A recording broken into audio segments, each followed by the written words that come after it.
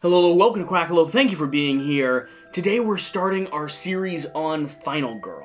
So if you're incredibly excited about this game, have been enjoying Season 1, had a few untimely deaths, love the stories that this solo adventure creates, and are currently anticipating Wave 2 arriving, go ahead and leave a subscribe and comment down below. The plan for me is to play through the first chapter of every single one of these scenarios from the lore and scenario book, because this is Quackalope after all, and I love games that tell a story.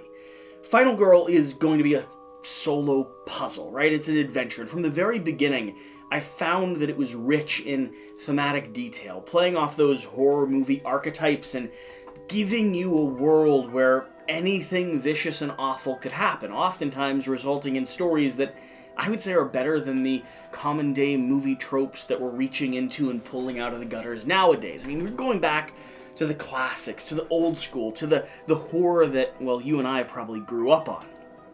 And Final Girl does that. And I've been playing this game quite a bit recently, and I just had this book arrive in the mail, and this book is full of backstory, lore, and specifically scenarios for every single location and character, entire archetypes that you could play. I don't want to play a full story. Instead, I want to showcase every single feature film with every single villain to give you a sense of the diversity that's in this game and the different ways that you can explore it. But I might as well start a scenario while I'm at it, to lean in and give you some thematics and flavor text along the way, because it's the thing that I love probably the most about what Final Girl does. Along with that, I also have the little expansion vignette, Terror from Above, which has a lot to do about birds. I'm not sure if there's ducks included, I don't think so, but we are absolutely going to be playing with that vignette as well. So let me give you a quick overview of what Final Girl is, and then let's dig into this game. And a lot of the gameplay will demonstrate how the game functions and operates, and I'm really going to focus on sharing and talking about the kind of thematic journey here. So if you're here for a good story, that's what I hope out of this entire series. Just fun card play, interesting game mechanics, but first and foremost, a fun video to watch that is full of lore and story and kind of thematic integration, right? Okay, so Final Girl. Final Girl is a solo sort of resource management puzzle, if you will. The resource that you have is going to be the cards in front of you and your time. You are going to be playing as one of the solo girls, one of the final girls up against the villain, up against the murderer, up against the whatever archetype you have, right? And there's going to be a variety of those, from the jester-style magician puppeteering the minions around the board to the butcher, Hans, who we are playing here. You have the poltergeister in the new expansion, like an alien, as if, well, the movie Alien. In this game, I am going to be doing my very best to survive and stop the hunter.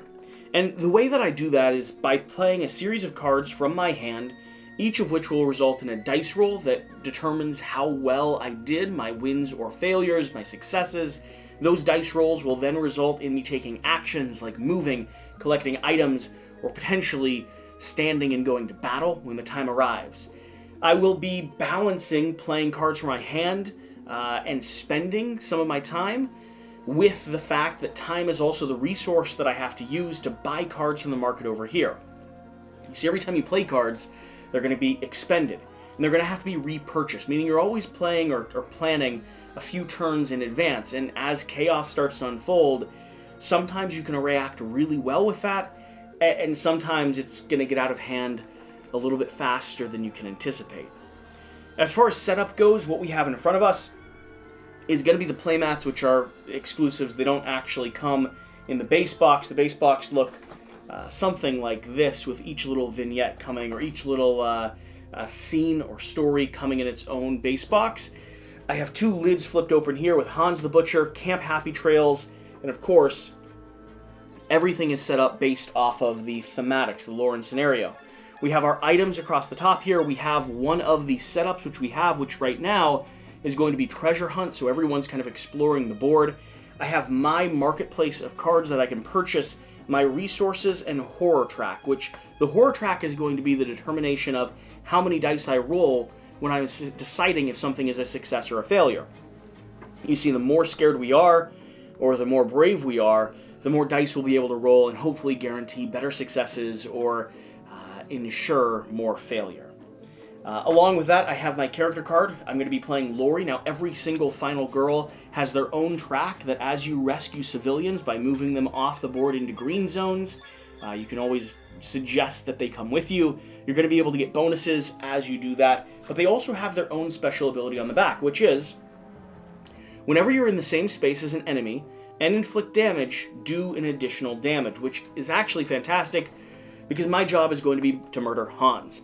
Hans over here is going to have his character profile board and his tracker with a dark art or a dark power and a final or finale card as well. These will flip, revealing horrible, gruesome things that I hope we never see. This track over here is going to be monitoring how many kills he has gotten as he slaughters the victims around the camp here. And the better kills he gets, the better everything is going to go for him. He's going to get more power, more fear as we escalate. He's going to be able to unlock his dark power. He's going to get more movement, more damage, and eventually, possibly, snuff my lights out. We have some tokens here that may or may not come into play. We have our Terror deck here, which is going to be the cycle or sequence of AI that we're playing through. This is a mixture of both Camp Happy Trails and Hans, and again, this is set up based off of how the scenario guide told me to establish it. And we have our event cards. Now, our event cards are also scripted, so this is about as thematic as you can get. When it comes to the actual gameplay, I'm going to start with a set of zero-cost cards in my hand. I'll be able to play those in whatever order I want, rolling dice to resolve those plays. Once I've resolved all those abilities, I might have some cards left in my hand. I could discard one at a time to gain more time if I needed it for the market phase. And after I've played all my cards and passed, while keeping some in my hand potentially, they'll stay here in the play area as I complete the market phase with whatever remaining time I have, drawing up cards from the market into my hand. After that, I'll reset the market area, taking any cards I played that turn, so they're not available to purchase the turn you play them, placing them back into the marketplace, and then going and engaging with Hans's action, or the hunter's action. He's going to take a basic action, which right now is going to be able to stab one of the victims, or me if I'm in the area, and then he's going to take a terror action, which escalates the game and begins stepping him one drop closer to his grand finale. And that's the game. That's the back and forth. My objective is pretty simple. Murder him. Survive and murder him. Or die and murder him. Either honestly works. Like I said, I'm going to do my best to play, or not I'm going to do my best. Like I said, I'm going to be coming out with gameplay on every first scenario here with every main vignette in these boxes, so hit the subscribe button, be a part of this community, especially if you enjoy this content, because a lot of work goes into making sure that we create content that you can enjoy. We're going to start here with some flavor text, learning about Hans the Butcher. The campers sat around the fire, pretending to listen to another one of Irwin's famous spooky stories. Some were giggling, others were checking their phones, but all of them were pissing the counselor off. "Listen up, you little peasants!" That got their attention. Clearly their stories hadn't been scary enough, so we'll cut the kitty crap. He paused for effect, which more or less worked. "Have you ever heard of Hans?" "You mean the guy in the piggy mask? Big deal." One smartass threw back at his face. "It's called a German shame mask, dipshit. Now listen up." For once, they did. Hans made everyone in the small town of Happy Trails uncomfortable. The boy never spoke, which was part of it. He would tag along with his parents and older siblings whenever they came to town to hawk their wares, standing in the back of the butcher stall, looking down on everyone. That was also a source of the unease, his freakish height. Although he was the youngest child in the Magazer clan, a family of butchers who had immigrated from Germany, he towered over them all, even Helmut, the family's imposing patriarch.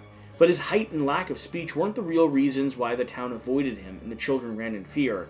It was the wooden pig mask that he wore. "That's just my naughty little Libbican, always too hungry for his own good," Ada, his mother, would say when asked about it. The townsfolk came to understand that Hans was being punished for his gluttony, forced to display his shame for all to see. His appetite must have been ravenous. He was never seen without a mask, although wet munching sounds could be heard from beneath it. Hans was tolerated because the meat of the Megazers sold out of their stall was better than anything else in the town. Putting up with the giant mask-wearing freak was a small price to pay for pork chops and ribeyes of this quality. Over time, things changed. Few of the children came to market. They're all tending the farm while we were gone. Ada began to waste away, a recent illness, that is all, and Helmut became shallow and hollowed-eyed, just a season of hard work, nothing more. Hans' presence remained unchanged, with the exception that his wooden mask had been replaced by a brutal-looking iron one. The residents of Happy Trails said nothing publicly. Privately, they began enjoying their steak dinners less and less. 1 month, the Megazers simply didn't appear at market. No Helmut, no Ada, no Hans, no Prime Rib. The town decided to send a small search party to the farm to check on the family. They found it deserted. The house was empty, no animals grazed in the pasture, an eerie quiet lay over the entire property as if the birds and insects had left.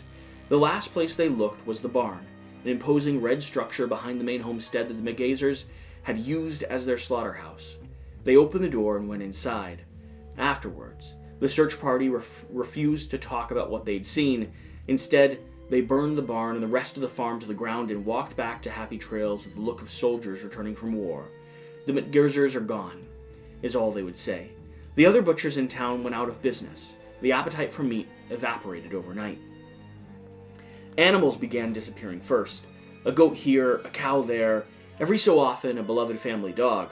The first child to go missing shocked Happy Trails, which had always been a safe community. But it was only after the fourth had disappeared that people began to leave. Thomas Hofstetter said he saw an enormous dark shape drag Maria Woodson into the dark.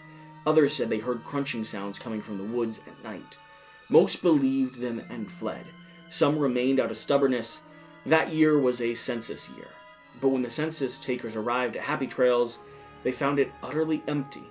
Many of the doors were open with rotting meals on the table, as if the families living there had simply disappeared mid-bite. Eventually, the town was razed and forgotten. Happy Trails, population 0. Years later, this camp was built on top of where this town once was. Over there. Edwin pointed out and off into the dark. That's where the Megazers' farmstead used to be. If you listen carefully, you can still hear Hans wandering through the trees, dragging his hammer and munching on something wet and chewy beneath his iron mask. As all the campers turned to look, they heard a wet crunching sound in the trees. Right on cue, they screamed, with even some hightailing it away in the opposite direction. Edwin began to laugh. "You little punks! We planned that! Zeke was hiding in the woods waiting to make his Hans sound until I finished the story." The last thing Edwin heard was a sickening crunch as his skull collapsed into a geyser of bone and scarlet. The immense figure behind him in an iron pig mask hoisted the giant hammer, now slick with blood, and surveyed the remaining campers, some fleeing into the woods and others frozen in fear. In the flickering firelight, it looked as if the mask was smiling. Hans couldn't help admire the lovely buffet that had been delivered to his home, like pigs to the slaughter. Oh, I like it. I like it so much. Night of the Pig. So this is the story scenario 1, and like I said, they go the whole way through, it looks like 6, possibly 5 or 6 different chapters. So, chapter 1. Lori had never wanted to come to camp, much less participate in an annual nighttime treasure hunt, but her girlfriend had been very convincing. "It'll be fun, babe. Come on, do it for me." Lori never could say no to Lucy. Within minutes of the starting whistle, they'd become separated, and now Lori was lost and becoming angrier by the minute. But her anger turned to fear when the screams began. She frantically began searching for something to use as a weapon. Anything. When she remembered that the new camp director was a pacifist and had gotten rid of archery, wood carving, and anything resembling a weapon. "Damn it, Lucy, what have you gotten us into?" Lori would have to make do with her hands if she and Lucy were going to survive the night and whatever was out there in the dark. Cool. Okay, that's the scenario. And I need to go ahead and draw the first event to set the stage. Stubborn kids. One less victim will follow you. Okay. So, let's go hunting. Let's go figure this out. All right, to start the action phase, I have a big pile of spread kids, and I have some items up here that I might want to look at getting. So let's see. We have an energy drink, which is going to allow me to discard this during an activation phase and choose one of the following. Get 3 time or move 1 space. I do like that. We have the map here, which means I can discard the action phase. Then, for each deck item of cards, do one of the following. If the top card is face down, reveal it. If the top card is face up, you may remove it from the game and reveal the next one. So I get to cycle a little bit more. I like that as well. And then the trash can lid, which might actually be the most valuable thing, especially since we've been specified that there's no archery in here, which means I also need to, because I know it's in here, remove Lori's bow. I was wondering why it wasn't included in the stacks, and I think I found out why. So, utility shed. That is where I'm heading to try to do a search action, and on the way, if I could rescue some people, I wouldn't mind that, so I think I need to swing through the cabins as well, and there's an energy drink there too, which wouldn't be too bad. Let's start by taking a simple walk action. I'm going to be rolling 2 dice to determine how this is going to resolve. So, I can move up to 1 space, because that was a single success, and I'm going to lose 1 time for that. So time ticks down, I'm going to move 1 space up. I've got a second walk action in here. I don't mind doing that, so we'll go ahead. It's going to be a discard 2 cards to get a success, or I'm going to lose 2 time. I think it's worth it to go ahead and discard a weak attack and a focus to get 1 more success. I'll tick down 1 time and I'll move 1 more space, which has me down here in the cabins. And then I've got a short rest and a focus left in my hand. Now, part of this game has to do with staggering your play so that you're not losing all of your cards for next turn, because I can only buy so many. And I don't think Hans is going to reach anyone right now. At least I certainly hope not. So, I'm going to pass. I'm going to leave these cards in my hand. And then I'm going to go to my purchase phase. So I have 4 time left. And I think it is worth it to buy a sprint and a search. Because my hope, 1, 2, 3... I'm not going to be able to reach the utility shed right away. So maybe the search can be purchased next turn. And maybe I go for 2 sprints, or do I go ahead and get some defense up, like a guard or a close call that would allow me to reroll? I think we're going to do 2 sprints. Get both of these started on an alternative cycle from the walk. Okay, these cards are going to go back in. This is going to reset back up to 6 because I spent a total of 4. Focus, weak attack, walk, and walk. All of those will come back in my hand after we resolve the villain's turn. So he's going to start with a simple action. If he was with anyone, he would stab them. He is not currently with anyone, though, so we're going to move down. Terror card. He kept swinging his hammer and killing and killing. If there are no victims on the board, discard and draw the next terror card. Otherwise, he's going to identify a victim. He's going to discard and draw the next terror card. Otherwise, no, he's going to identify a victim, move to them, which is a movement of 1 right now, and then try to stab them. So his goal, he wants someone that is close, and I could choose right now because he is 2 spaces away from the utility shed, 2 spaces away from the dock, and 2 spaces away from here. I'm going to have him go towards the dock. So 1, 2, he is stabbing. So the first one didn't happen. The second one allows him to stab. This is going into a dead victim pile. This ticks up by 1, which is fantastic. Okay. Oh, and I just remembered, only 1 less victim will follow me, so I'm only going to be able to bring 1 of these people with me. It's a little unfortunate. Okay. So, that is his action. We go through any upkeep that we have, which we don't currently have any upkeep. He was successfully able to murder someone, and we're coming back over to me. I have my 2 sprint cards, a focus, and a short rest. I think I'm going to have to sprint. I would really love 2 successes on this because 2 successes would end up resulting in 3 spaces. So I'm rolling 2 because we're still in this location on the horror track. I could discard to get a success. I'm going to discard my short rest and my focus to go ahead and get 1 success, which is going to be move up to 2 spaces and lose a time. So we're going to take a person with us, we're going to move 2 spaces, and we're going to rescue them which means I could reduce horror by 1, I could gain 2 more time, take a action card, max of 2 value, get a health, or move 1 space. I'm going to take the move 1 space right now because I'd like to go ahead and get that lead before he starts attacking me more, and we're going to spend another sprint. Can't discard anything, so that is going to be a failure. Move up to 1 space, lose a health. So here's what we're going to do. I'm going to lose this health, but I'm going to move up to 1 space, which means I bring this person back to the green area, which is going to go ahead and let me heal that health that I just lost. I want her Final Girl ability, so we're going to take this on the chin. We're going to lose 2 time, which is fairly painful, and then that big X means that we cancel my turn now. So I can now purchase. All of my 0-cost cards come back into my hand, and I want some stuff to modify those. So I think I'm going to do my search card and my close call card now. Search is going to let me hunt for the item that I want. Close call is going to let me do a reroll, right? It's a little bit of dice mitigation. On to the big guy. He's going to stab someone if he's in their location. We are ticking up 1 more, and we have another dead camper. And then, horrific hammer rush.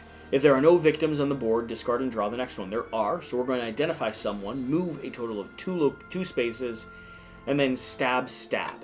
So, what he's going to do now is he's going to identify these campers over here. He's going to move 1, 2 to the fire pit, stab, which kills, and the second stab doesn't actually kill. For each victim killed during this attack, so 1 tick up here, and 2 tick ups here because he triggered his horror mask here, and he successfully killed someone, which triggered his horror mask there. So, that's the turn, and it is now back onto me, and I need to go ahead and restock the market of sprint and focus. So, I really want to make it... I'm going for the shed back there. So, we're going to do a walk. Nope. That is going to be 2 fails, which is terrible, and there's almost nothing I can do about that. I could do a close call, and honestly, I need both my walks to trigger if I have a hope of getting there, so I'm going to do that. That's going to cost me 2 time. It should have been at 6. I need at least 1 success. 2 successes is going to be amazing. We're going to be able to move up to 2 spaces. 1, 2. We're going to do the second walk that we have, which means we could step into that area. All we need is the 1 space. So we're going to tick down the time for that first walk. For the second walk, we're going to step into this location, and we're going to go ahead and use a search action. Ooh, double stars. Take the top 2 cards of your space and choose 1. Place the other on top, face up, or underneath, face down. Trash can lid is what we were thinking, but let's check what the next item is. Pepper spray. A few squirts in the eyes, and they'll think twice about messing with this girl. If the killer's in your space, you may discard this to immediately end the killer's phase. Ignore their remaining movement, attacks, and any other effects. I don't mind that, but I think I'm going to place it down here on the bottom. I'm not sure what the next card is, but hopefully I'll be able to discover all of them. Trash can lid is going in here. That is just going to be defense, which is like more health. Which I feel like I'm going to need. I need to rescue all 4 girls remaining if I hope to flip my card. Alright, purchasing. I have 2 action left. I don't think I have 2 action left. I had 6. I spent 2. I moved 1, 2. Then I searched 1. We're going to be able to get my single cards back into my hand. We're going to be able to get my close call card back into my hand by purchasing it for 1. But we're not going to have anything left after that. These are the action cards I already had. Let me reset that. Focus is going to be here. I'm going to discard the other 2 cards in my hand to go from 2 to 4. I'm going to buy a search and a sprint. Now, what I did there is I discarded cards from my hand in order to gain more time so that hopefully I could dig in that location again, get a few more items, and then sprint to the exit and rescue someone else if possible. Let's reset the deck. Search, walk, close call, and another walk. If he's in a location with someone, he's going to stab them. He is not. He's going to murder someone now, though. He's going to identify the victim, He wants fresh blood. He is going to move up here, and he is going to successfully murder them. So I've done nothing to prevent the death of the victims in these other areas. And we're moving down to a location here on the horror track that's only going to let me roll 1 die, which is absolutely horrible.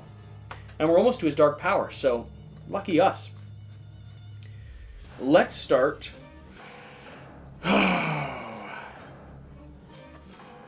I've got the sprint, I've got the search, and I have a focus. Honestly, I want all of these cards to come into play.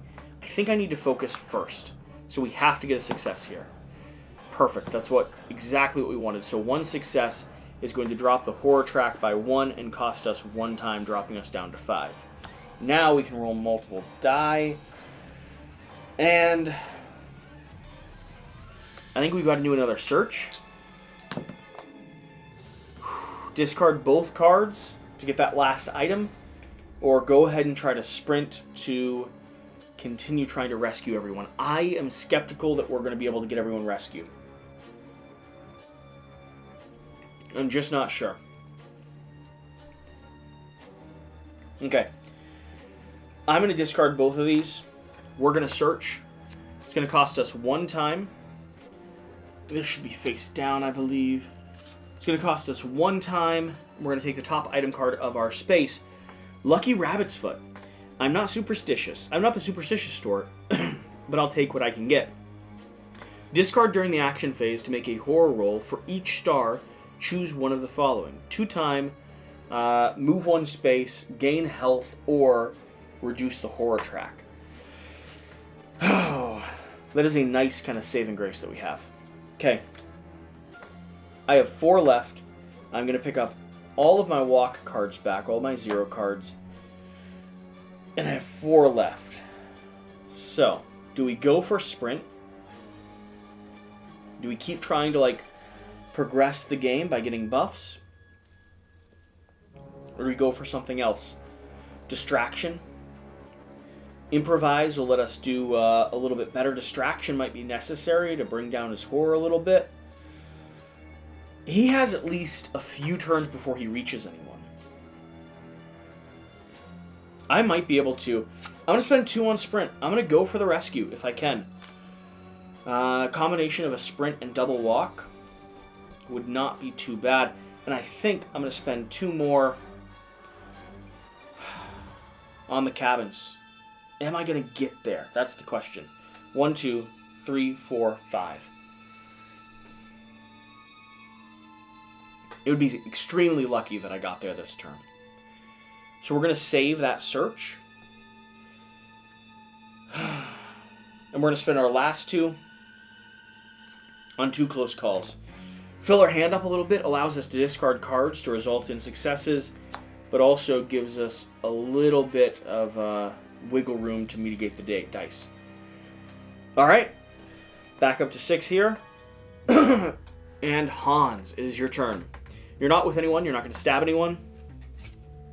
Terror deck.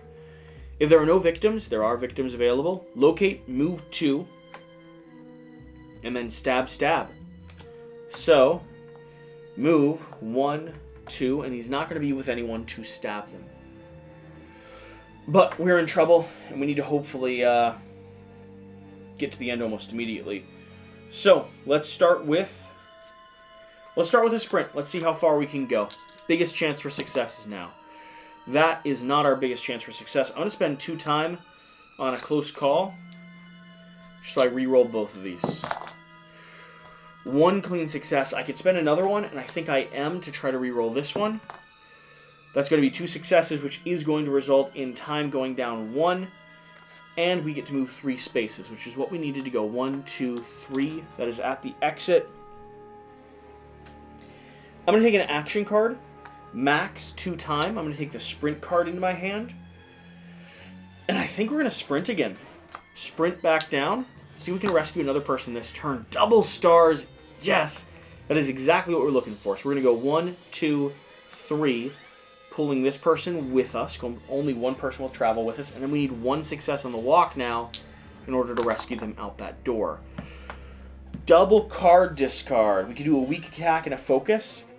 Although I'm a little concerned about doing the focus because the horror track is pretty high up. We do have another walk. We could take the loss. I think we're going to discard for the success. We're going to be able to move one space, and it's going to cost us 1 time. We're going to come over here, rescue this person. I'm going to use this to decrease the horror track, and I'm going to use one more walk because I want to get a little bit farther away from him if I'm able to. I'm not going to be able to move. I maybe should have kept that walk in my hand for the next turn. Let's see what happens. Oh, we could also do the lucky rabbit's foot right now if we wanted. I am concerned about what's going to happen, but I don't think it's the time to use the lucky rabbit's foot. He's not going to reach anyone, and until he's in striking distance, I'm going to use the lucky rabbit's foot if I'm in position to try to rescue the last 2 people, because then it'll be a showdown between me and him, and I think I have a good chance then. So,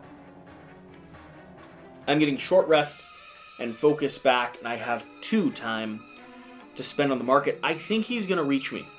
So I'm going to spend it on a guard card here. And that might just give me the time that I need. Let's go ahead and restock the market. Close calls and sprint. And see what he does. He's going to stab someone if he's in position. He's not in position. We're going to flip this card. And Unholy Speed. Han moves 1 additional space for each boot, which means he's moving faster, and that's going to act as a defense barrier between me murdering him because I have to attack that card first. But it is on to my turn, and I don't think I have much, if any, move. I have focus, short rest, and guard. Okay. Oh, well, at least I have the guard card in my hand. I'm going to spend the focus. Let's see if we can reduce this at all. It's going to be 2 fails. That is not going to be a reduction at all. And it's going to cost me 2 time. That is painful. I could have just passed. I'm going to pass. I'm going to give it 1 more round. We're going to get all my solo cards back into my hand. Focus is going to drop down here. I've got 4 time to spend. And I think I'm buying both sprint to give me the best chance. Or do I do 1 sprint and double close call? I think 1 sprint, double close call, that's going to give me the best chance possible to make it up and down. So, back on to him. Stab, stab. He's not going to be able to do anything. And flipping this. He just keeps coming. He's going to target me. He's going to be able to move 2 because of that bonus boot. And he's going to do a single stab, which now would be the time to go ahead and play a guard card. The guard card's going down. I have to roll my dice. 1 success and a discard, but this is going to reduce damage by 2. He's doing 3 damage right now. I think I'm okay taking 1 damage. I don't love it, but I'm not gonna spend the extra cards to mitigate this at the moment. Oh wait! I ignore 1 damage because of my trash can lid. Thank you, YouTube commenter that was already going down to the section to leave that message. I think we're okay. Okay, that's going to resolve his turn, and now I need to run. Sprint. We want a double success on this. And we will pay to get it if we have to. 2 cards to pay to get that. And I think we're going to do it. We're going to do it with a focus. We're going to do it with a focus and a short rest. It's going to allow me to move. It's going to cost me 1 time. And allow me to move 3 spaces. So I'm going to dash 1, 2, 3.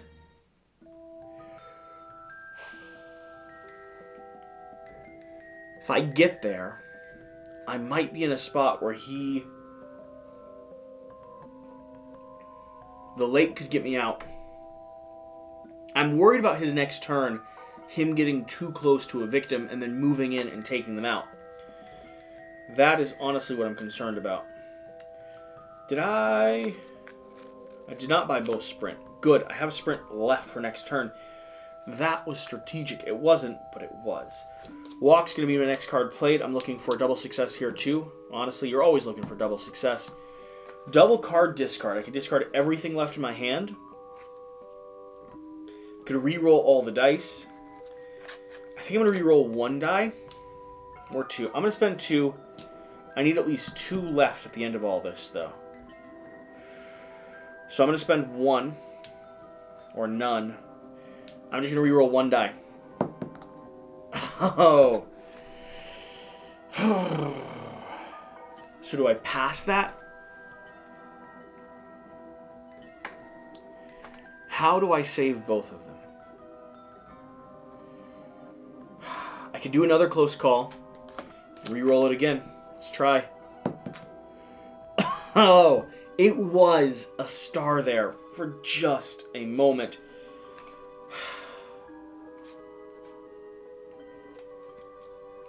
I think I'll take the punishment. I'm going to move 1 space. Oh, that's in range. I have to move 2 spaces or none at all.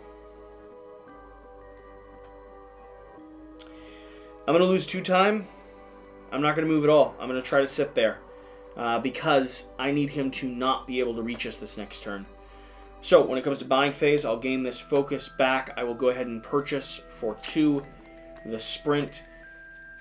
I don't have anything worthwhile to spend that last on. Kind of disappointing. Close calls go back. Basic go back. Sprint and guard. He is going to stab someone if he's able to. He is not able to. He is going to move. Over here, on he just keeps coming. I did not move this up. So we're going to go ahead and do that and see what's happening. Dark Obsession. Whenever Hans attacks you at least once, he attacks an additional time. So he would have increased, moved to me, then resulted in an attack, which I guarded and blocked, and then he would have attacked me again, which would have taken 2 health from me. Alright. Fire. Roll a die to determine which space bursts into flames. 1. The cabins. Oh, where is it? Cabins burst into flames. All victims in that space are killed. Discard all item cards from that space. So the cabins are now gone. If you or an enemy is there, you each lose 1 health. Okay.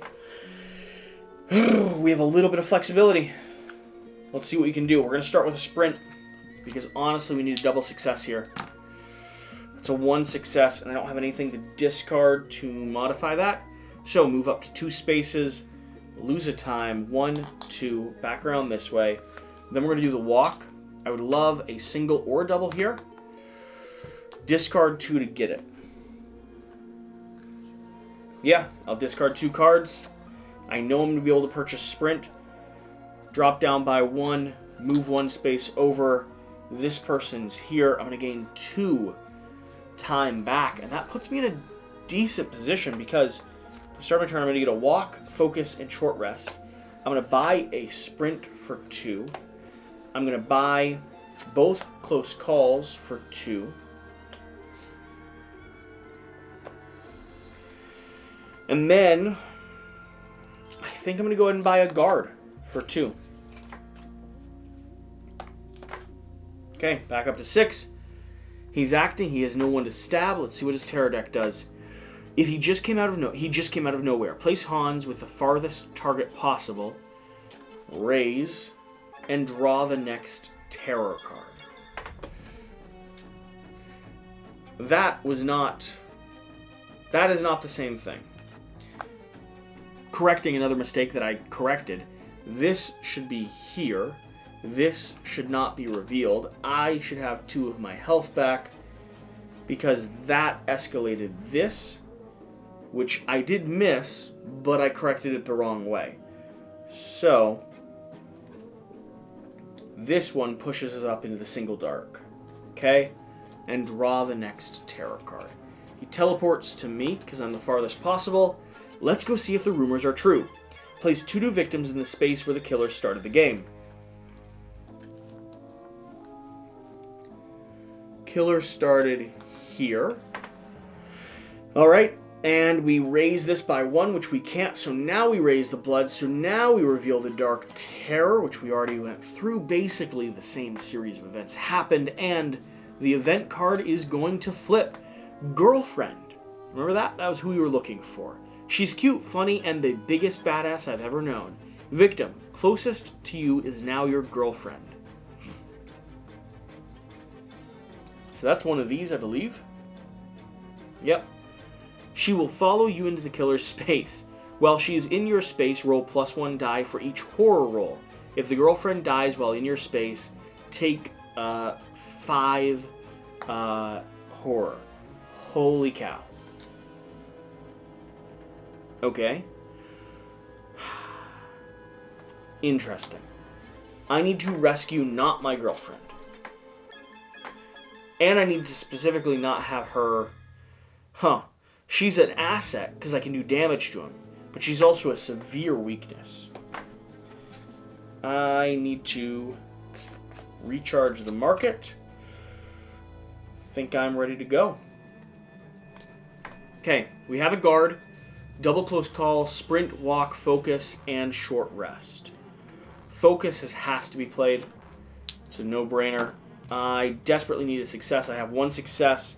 We're going to reduce this by 1, which opens up everything. And now we need to run away immediately. But I want to rescue them both. She will follow you into the killer's space. So if I rescue not my girlfriend to start with, so this one is going to be the victim, that one is going to be my girlfriend, and I need 1, 2, 3 to get in there. So we need a double success here. Ooh, pay for it. I think we pay the close call and the short rest. I could do the close call just to re-roll it, but the odds are better if I just pay it and guarantee it.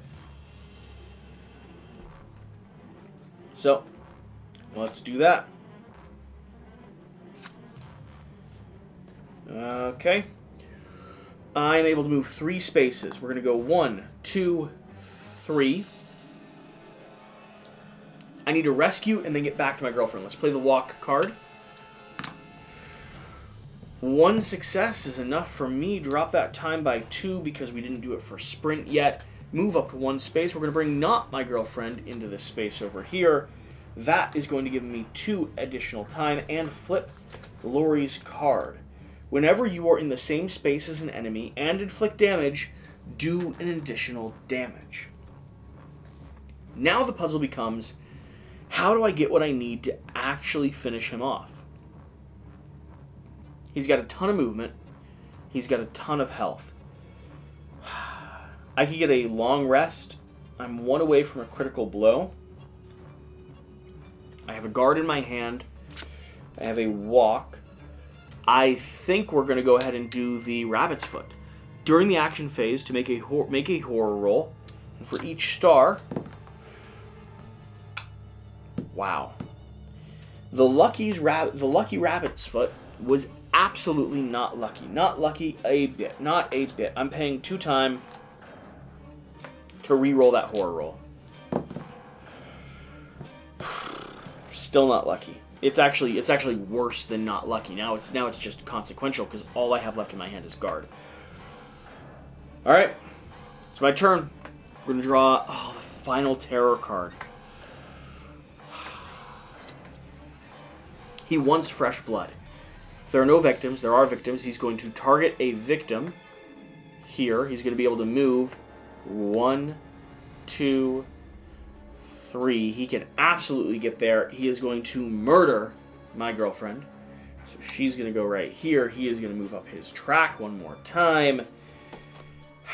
And I was not able to protect her. I could have bought at the end of my turn. I will do that. Just for the record, I will. I will actually buy. Take all these cards back. And I think...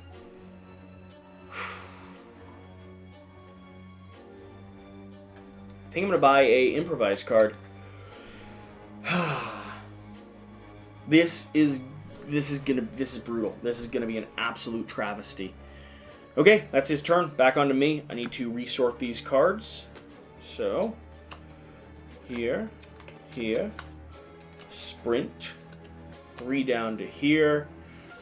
and back up playing. I have a weak attack in my hand. Let's go ahead and walk. Let's move a space closer to him if we can. Oh, he murdered someone. We're rolling 1 die. We need to focus first. That's not going to work. Lose 2 time. Down to 4. Let's walk.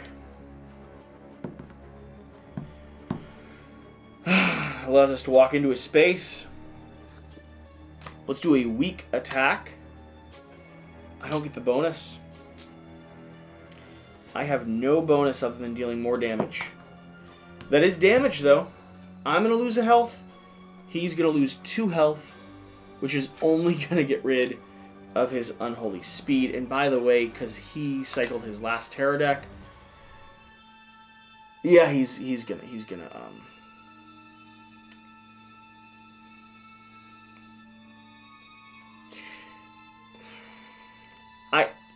I'm gonna die. I'm gonna die. That was a weak attack. I did everything I could.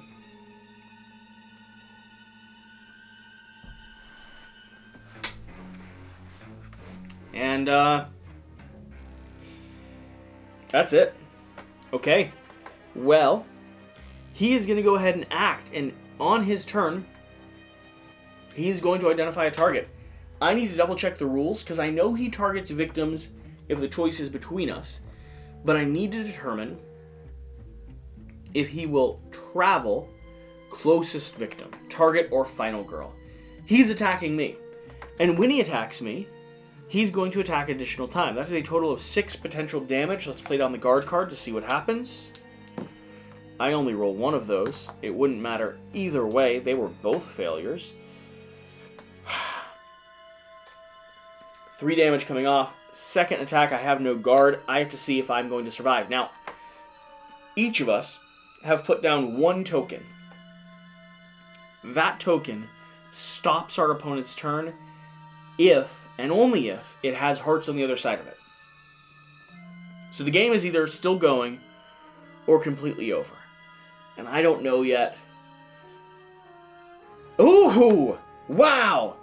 Okay, so 2 health back, and I place down one of these clear health tokens. That is the last health token I will have. And it is my turn. And I have 1 card in my hand. Did I buy? There's no way I bought. There's no way I bought. I'm gonna vote that I didn't buy because I don't remember if I was playing on my own, not on camera. That is how I would resolve it. So I have 4 to purchase. Buying the Furious Strike. Back up to 6. Need to reset this market. I need to remember, for some reason, once I get into the flow of the game, I always forget to do this upkeep phase. I always do it after the creature's turn because I want to see what he does so badly. Okay. Furious Strike is going to start this off hot and heavy. No. Focus is going to start this off hot and heavy. No. Yes. Oh. Et tu, Brute. Furious Strike, there's just not a thing I can do. There's just not a thing I can do.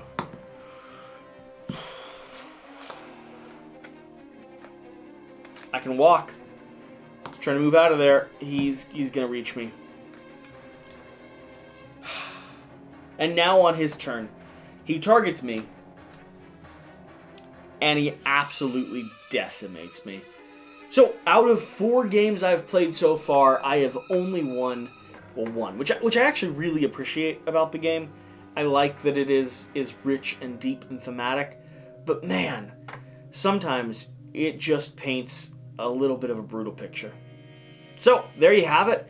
Yeah, if you're still watching to this point, you know, by all means, stay tuned because we have a whole series of content coming. I mean, I am absolutely loving the lore and scenario book.